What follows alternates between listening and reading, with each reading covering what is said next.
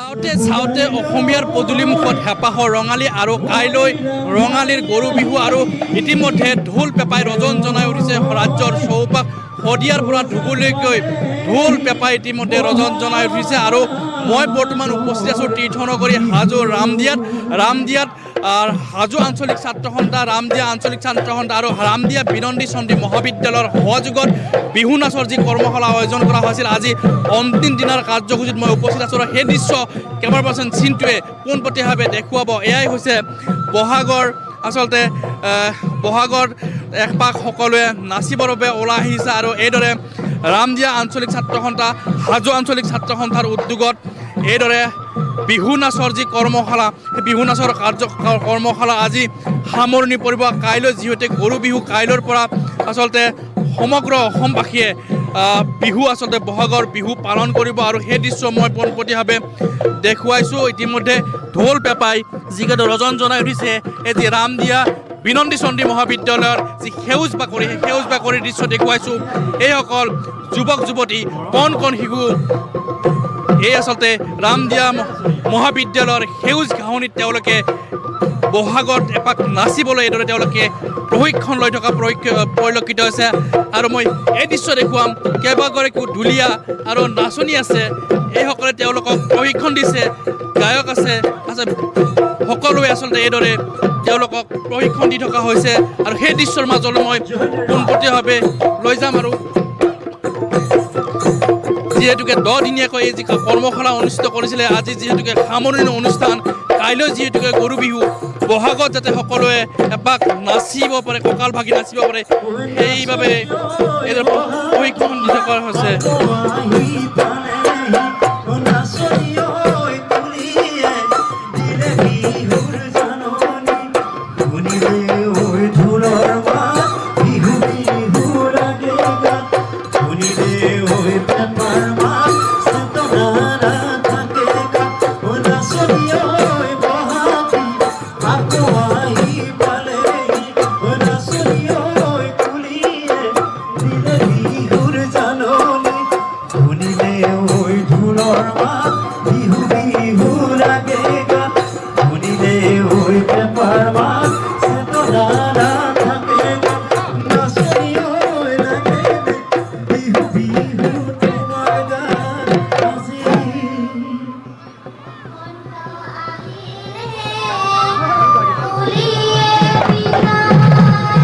এইদৰে আচলতে তেওঁলোকে প্ৰশিক্ষণ লৈ থকা পৰিলক্ষিত হৈছে।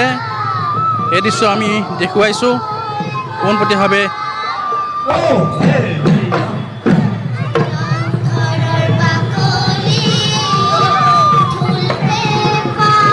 আৰু নিশালৈকে এইদৰে তেওঁলোকে বিহু নাচৰ যি কৰ্মশালা বিহু নাচৰ কৰ্মশালাত তেওঁলোকে ব্যস্ত হৈ থকা পৰিলক্ষিত হৈছে।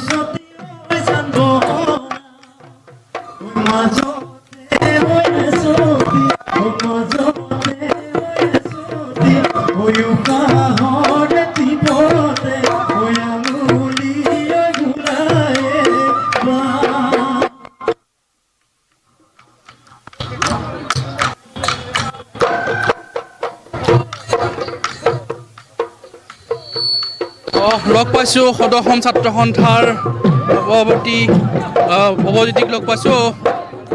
জুবিন দা বিহীন প্ৰথমটো বহাগ অসমীয়া পালন কৰিব আৰু ৰামদিয়া সাংস্কৃতিক এটা অঞ্চল ইয়াত বিহু নাচৰ কৰ্মশালা অনুষ্ঠিত কৰিছে সদসম ছাত্ৰ সন্থাৰ উদ্যোগত, কি ক'ব? সঁচাকৈ আৱেগিক এটা মুহূৰ্ত।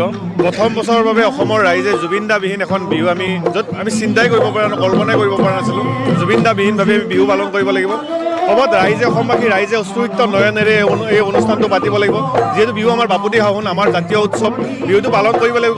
কিন্তু সেই দুখ, এই বেদনাটো যে বুকুত লৈ অসমবাসী ৰাইজে বিহুটো এইবাৰ পালন কৰিব। আৰু হাজো আঞ্চলিক ছাত্ৰ সন্থাৰ উদ্যোগত এই ৰামদিয়া সাংস্কৃতিক অঞ্চলত এয়া বিহু কৰ্মশালাৰ জৰিয়তে উঠি অহা প্ৰজন্মটোক নতুন নতুন চিন্তাৰে বিহু সম্পৰ্কে ভাল ধাৰণাৰে আৰু সেই ভাল দক্ষ প্ৰশিক্ষকৰ জৰিয়তে বিহু কৰ্মশালা আয়োজন কৰিছে। আৰু মই ভাবোঁ যে আহিবলগীয়া দিনকেইটাত ছাত্ৰ সন্থাৰ মজিয়াত এই কৰ্মশালাৰ জৰিয়তে অসমীয়া জাতিটোৰ প্ৰতি ভাল আমাৰ বিহু নাচনি, ভাল ঢোল বাদন ওলোৱাৰ সৃষ্টি হ'ব বুলি আমি আশা কৰিব পাৰিম। আসাম টক্স, আপোচবিহীন অসম কণ্ঠ।